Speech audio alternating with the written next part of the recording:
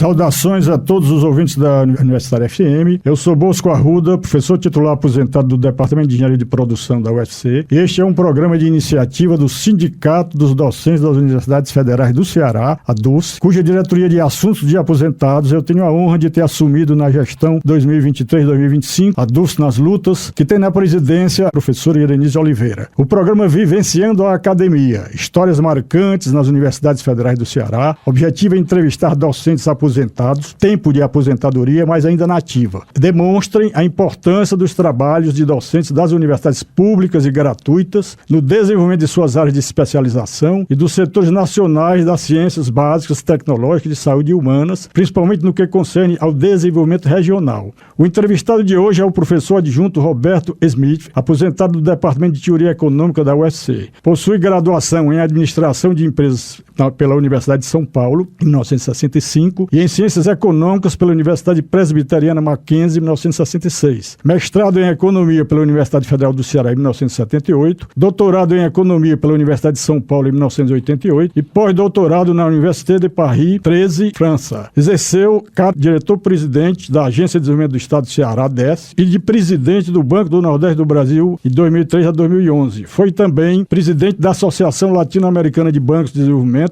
de 2008 a 2011. Atualmente é professor adjunto, aposentado da Universidade Federal do Ceará, é apresentado expressiva produção acadêmica em ensino, pesquisa e extensão, na área de economia, com ênfase em economia urbana, formação econômica e social e avaliação de políticas públicas. Professor Roberto, obrigado pela participação neste programa. Gostaria de iniciar essa entrevista bate-papo com a seguinte pergunta: onde nasceu e estudou até a tua formação pré-universitária? Bem, queria cumprimentar você, Bosco Arruda, a DUFS, pela importância desse programa que vocês vêm mantendo e o contato com os professores aposentados, aqueles que têm toda uma participação dessa luta por uma universidade dentro dos cânones que nós defendemos. Eu só queria fazer uma correção que eu, apesar de aposentado, sou professor colaborador do mestrado de avaliação de políticas públicas, onde leciono, tenho muitos orientados. Essa coisa a gente não para não, porque está no sangue, né? Eu gosto de ser professor. Bem, eu estava dizendo, eu nasci em São Paulo, 2 de agosto de 1942, eu estou com 81 anos, e no exercício das coisas que é possível fazer dentro dessa idade. Eu vim morar em Fortaleza em 1977, justamente para fazer o mestrado do CAEM. Por essas vicissitudes da vida, voltei para São Paulo, onde estava trabalhando no Instituto de Pesquisas Econômicas da USP, quando numa viagem que fiz aqui, fui surpreendido com um convite que eu vi que meu nome estava já escalado para dar aula no CAEM no próximo ano. Isso posto, eu fiquei muito contente com isso. Realmente eu peguei um apego ao Ceará e realmente fiz o concurso e entrei então na universidade. Você foi influenciado por algum professor ou professora para seguir tanto essa tua área de especialização e que foi importante na tua trajetória? Essa minha trajetória,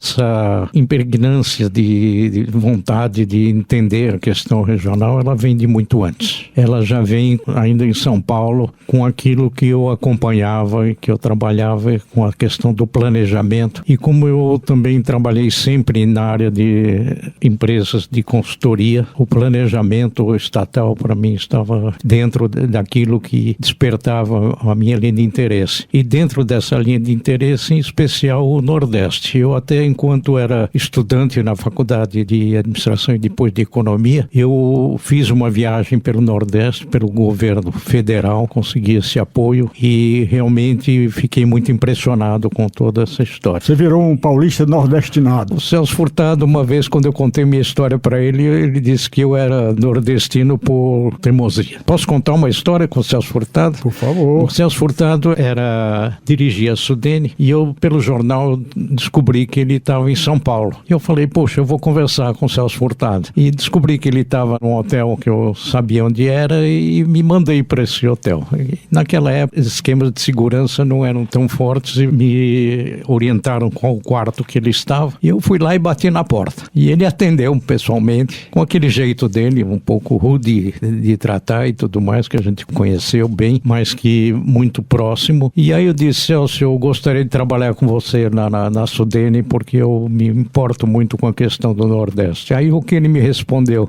você há muito que fazer pelo Nordeste aqui em São Paulo, por isso você pode trabalhar pelo Nordeste aqui em São Paulo. Eu fiquei um pouco desacorçoado com a história, mas achei que ele tinha razão. Por outro lado, fiquei muito contente de ter conhecido pessoalmente o Celso Furtado, que depois eu vim encontrar, inclusive foi meu vizinho. Eu fui vizinho dele quando fui fazer o pós-doutorado na França e tivemos ocasião de conversar e trocar ideias. Considerando aí que você assumiu cargos decisórios extra-academia, né? Mas também considerando que na academia a gente trabalha em equipe e que normalmente a gente tem equipe, tem colegas da UFC, como é que você avalia essa tua contribuição, da tua equipe, colega da UFC, no desenvolvimento da pesquisa, ensino e extensão em economia, nos teus campos de atuação? Olha, realmente a gente sempre trabalhou em equipe. Na verdade, nós tínhamos um conjunto de professores que comungavam praticamente das mesmas ideias vinculadas sobretudo à questão do desenvolvimento do Nordeste e à questão regional. Então isso era muito importante, esses professores com que nós mantínhamos conversa. Então, quer dizer, eu acho que o avanço que a gente tem em termos de conhecimento, de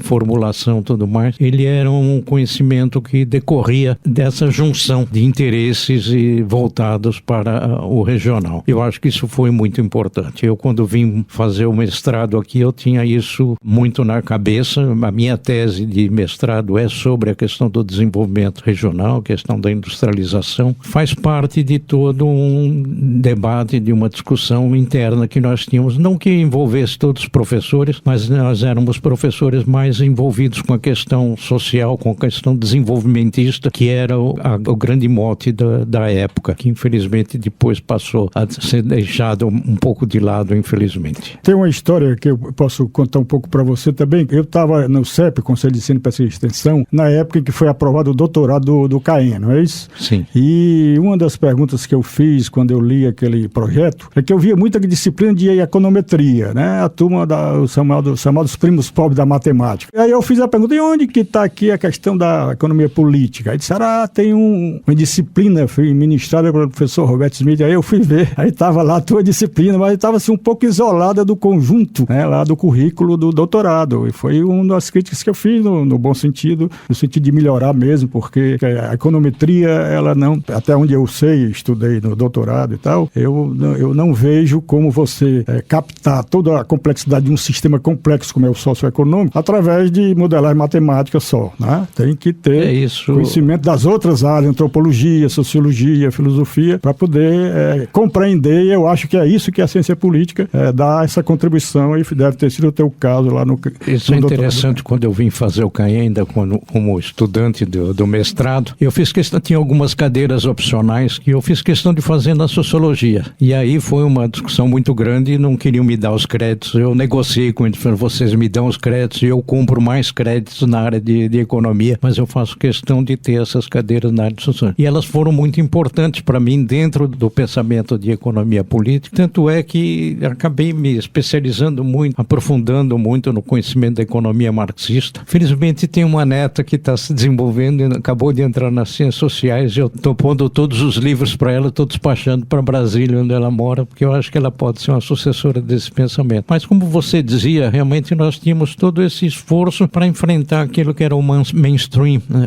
na economia, e que não significa deixar de lado os aspectos da economia, da econometria, mas que não seja um pensamento único, e esse era o problema que existia naquela época e continua existindo. Uma pergunta que eu também gostaria de extrair aí da tua sabedoria, da tua trajetória, é: quais problemas enfrentaste na tua atuação na academia e no poder decisório público, dadas as restrições políticas que nos sistemas capitalistas tentam orientar os investimentos mais para os interesses do setor privado no que concerne à implementação e êxito dos projetos nos quais participaste ou apoiar? Isso eu achava interessante quando eu assumi o Banco do Nordeste, dizer um professor de economia marxista, de economia política, assumindo a direção de um banco. Eu tenho a meu favor o fato de ter uma vivência muito grande na área de consultoria, e na área de consultoria você trabalha com vários aspectos que te dão uma visão mais ampla do trato da economia como um todo. Quer dizer, quando você pega um banco que tinha recursos de grande monta e não aplicava esse recurso e fingia que aplicava, quer dizer, eu enfrentei esse tipo de problema. Então, na verdade, não se tratava de deixar de acreditar que o investimento é a mola propulsora da economia, como é até hoje, hoje, ainda que o mainstream ainda não perceba direito isso, dentro da toda a financiarização da economia que nós atravessamos, né? E que é uma discussão que vem lá de trás. Celso Furtado elucidou muito. Então foi uma dificuldade muito grande, mas na verdade eu nunca me coloquei contra os avanços capitalistas, dos investimentos, da geração de empregos, do desenvolvimento do Nordeste. E isso está presente já na minha tese de mestrado, e depois tenho que trabalhar mais a questão da formação histórica, da nossa formação econômica, para entender melhor de onde viemos, para onde vamos. Como é que você avaliaria as restrições orçamentárias hoje enfrentadas pelo governo federal, com essa questão aí do teto de gasto, e a sustentação pelo Banco Central de políticas de altos juros pagos aos credores da dívida pública, se consideradas em relação aos vários países, mesmo em desenvolvimento no mundo? Eu fiz uma pesquisa aqui, eu vejo, por exemplo, o Banco Central baixou agora a taxa Selic para 11,25% ao ano, enquanto que nos Estados Unidos é menor do que 5,5%, no Reino Unido é menor do que 5,25%, na França é menor do que 4%. Eu fico pensando assim, poxa, se eu fosse capitalista e tivesse 10 milhões de reais, o que é que eu iria fazer? Eu ia esterilizar esse meu capital financeiro em relação ao capital produtivo, porque se eu aplico em Selic e eu tiro a taxa de inflação, que foi 3,6%, a última que foi colocada pelo banco, eu vou ter, por ano, dividindo por 12, uma renda líquida de 60 mil reais, que é muito mais do que, é quase o dobro não, mas é 40% mais do que o maior salário que o executivo paga aos seus servidores, como os ministros do Supremo Tribunal Federal. Como é que você vê então essa questão do teto de gastos segurando as políticas sociais do governo Lula, aumentando a concentração de renda nesse país e o que está acontecendo no mundo todo, mas principalmente no Brasil? Essa questão ela se resume num aspecto que acompanha a história. Na verdade, o pensamento que diz que é necessário ter menos Estado, a interferência do Estado na economia. E hoje nós estamos nos defrontando dentro de um panorama hoje do conflito econômico que existe entre a China e os Estados Unidos, né, pela disputa de hegemonia e tudo mais, dos aspectos diferenciais dessa abordagem. Na verdade, quando você pega na China, que é um capitalismo, mas é um capitalismo de Estado,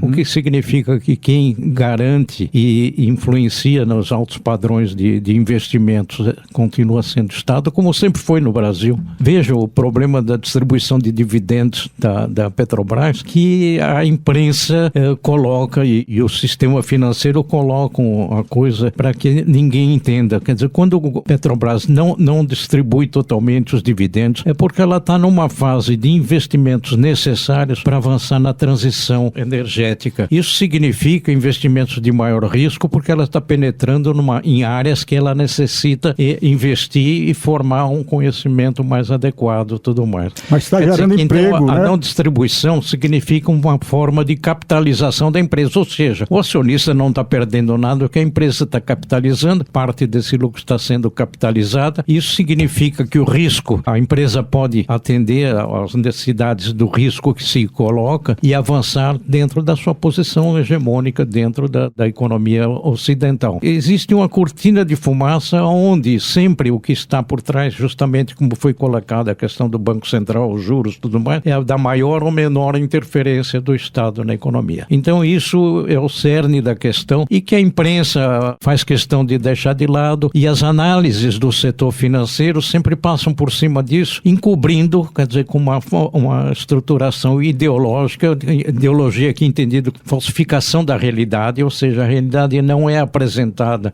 para o cidadão comum, que acha, que imagine, o Estado está querendo abocanhar os dividendos da Petrobras, isso não é justo, tem que transferir isso, como se fosse realmente, não fosse mais importante a questão do investimento e os riscos que isso oferece. Isso, Roberto, aí me lembra, uma vez entrevistado pela TV Cota, você deve ter lido o livro do Galbraith, A Era da Incerteza, sim. Né? Ele falando lá sobre a questão até de chegar à Segunda Guerra, a Primeira e Segunda Guerra e tal, o impacto na economia. Aí depois veio o que escreveu o Eric Hobsbawm, A Era dos Extremos, né? Em que já falava até a queda da União Soviética e tal. E eu brinquei dizendo assim, rapaz, eu vou escrever um livro chamado A Era do Desarranjo Mental, que é o que está acontecendo hoje com essa plutodemocracia a nível mundial e a fascistização, nada dessa fascistização. Isso, é o terraplanismo. O terraplanismo, né? A negação da ciência. É uma coisa que a gente às vezes fica pensando que o mundo está enlouquecendo, mas a gente sabe sabe, quem leu e estudou alguma coisa de psicologia aplicada, né, e de psicanálise, sabe que na realidade o que está havendo é uma manipulação psicossocial, que você acabou de citar através da grande imprensa. Quem é que domina a grande imprensa? São os grandes plutocratas que dominam a grande imprensa. Fazem o serviço do capital. E eles estão hoje... Sobretudo o capital financeiro. Ao meu juízo, eu acho que está havendo uma política malthusiana, né, de diminuir a população mundial para não esgotar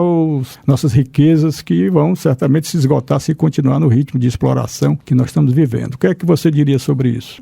Eu só vou dizer, vejo o aquecimento global como está em marcha. Quer dizer, nós estamos nos defrontando com isso, ainda que haja uma grande parte de dirigentes e de pessoas que não acreditam nisso. Então, quer dizer, nós estamos dentro dessa cortina de fumaça onde a realidade parece que é deixada de lado. O grande avanço da inteligência artificial e com o problema de ainda não se saber direito o que fazer com esses avanços da inteligência artificial. E não se trata de contra a inteligência artificial, mas a pergunta é se ela vai servir realmente aos propósitos humanísticos da sociedade. E isso parece que sempre é deixado de lado, porque realmente o avanço tecnológico ele é fundamental, mas para quem, de que forma, como é que você aumenta o felicitômetro da sociedade? Isso realmente parece que não passa pela cabeça desse pessoal impregnado de modismos, sendo dominados pela frequência com que a imprensa, a mídia bate para formar essas cabeças desviantes. Como você,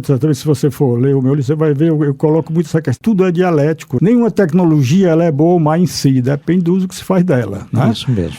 Sendo que nós temos ainda, do ponto de vista do desenvolvimento, para a plutocracia, não interessa que nós usemos nosso maior potencial, que é o cérebro humano. Eu gosto muito de estudar os novos avanços da neurociência, né? Isso. E, por exemplo, o Antônio Damasio, num livro de 2010, é um grande pesquisador de neurociência, que eu cito no meu livro, referencio, por isso que ele é um ensaio. Ele diz que realmente nós usamos estourando os gênios 5% do potencial do nosso hardware, que é os sistemas neuronais, né? Isso que aí mesmo. nós temos. E, claro, se a gente usa bem esse sistema, se nós não somos psicopatas, porque a psicopatia já é um problema sério até genético, a área neural que permite a empatia, né? Se você não tem esse problema genético ou até criado por traumas, você teria necessariamente que ser humanista, porque nós estamos no mesmo barco, ou na mesma nave, planeta Terra, como se diz. E aí eu vejo que a gente tem o maior problema da plutodemocracia é evitar que haja uma educação de consenso crítico, a educação paulo-freireana. Isso eu tenho batido aqui, eu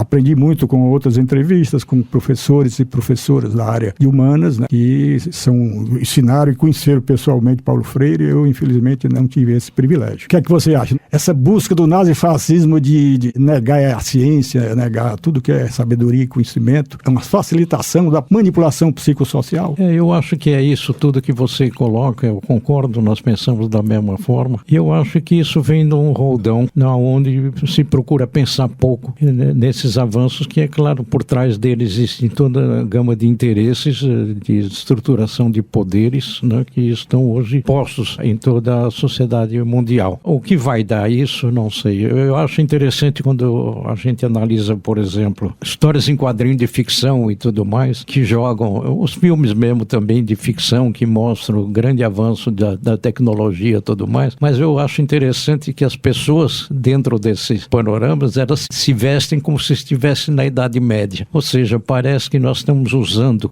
toda a alta tecnologia para voltarmos para uma idade média, uma idade de trevas, uma idade de que realmente a questão humanística tem um lugar que não visível dentro da importância que merece. O avanço das teorias dogmáticas, principalmente através do uso das religiões, que a gente está vendo, aí no sentido de evitar debates, de evitar são coisas que a gente julgava, né? Quer dizer, que quando com o surgimento do iluminismo e tudo mais, elas tivessem sido refriadas, ou pelo menos estivessem no seu lugar, da separação do Estado e da Igreja. Mas o que aqui no Brasil, hoje nós temos um congresso que parece uma capela. Uma capela não, uma catedral do pensamento obscurantista. É uma quantidade de apedeutas enorme, né?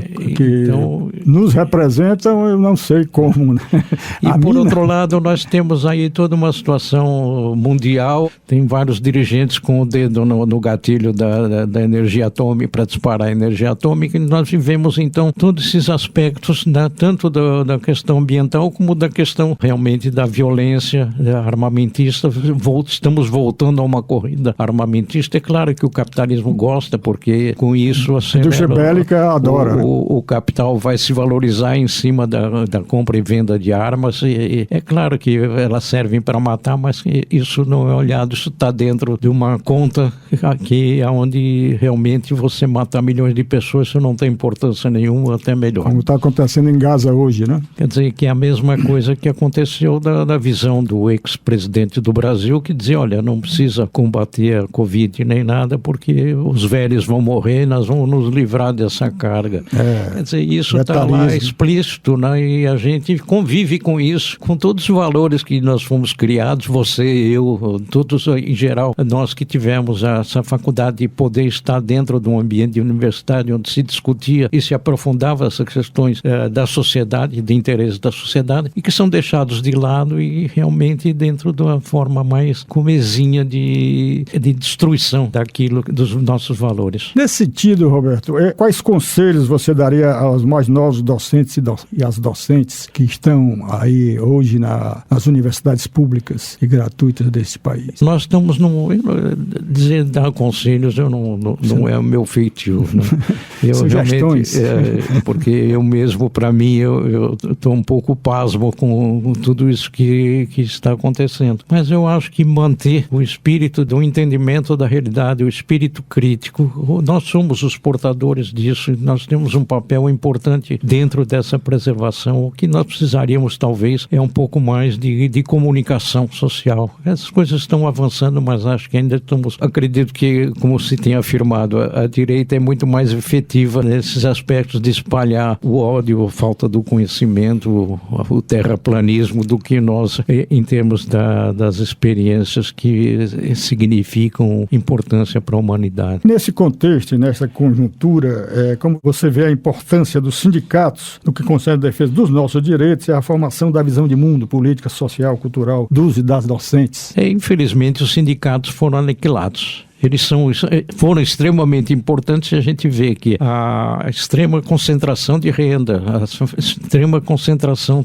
também, vamos dizer, das benesses, das coisas em termos de permanecer na mão de poucos, isso significou toda uma política organizada, estruturada para diminuir o poder dos sindicatos. Quer dizer, os sindicatos sempre estabeleciam realmente um elemento importante de confronto com o capital para fazer com que realmente não perdessem aqueles que eram direitos mínimos que estruturavam a vida social. De algum tempo para cá, quer dizer, tanto a nível mundial, nos Estados Unidos, aqui no Brasil, nós assistimos o desmonte dos sindicatos, e na medida que os sindicatos deixam de ser a força de se contrapor aos interesses do avanço do capitalismo desenfreado dentro dessa estrutura financeira que nós tínhamos, realmente se tem assistido a isso. Quer dizer, que a questão da miséria, da ignorância e tudo mais, ela realmente permeia a sociedade, e é difícil se contrapor a qualquer desses aspectos. Eu gostaria de que os ouvintes refletissem sobre essa excelente entrevista, até que nós estamos aprendendo muito com a tua sabedoria, e gostaria que você dissesse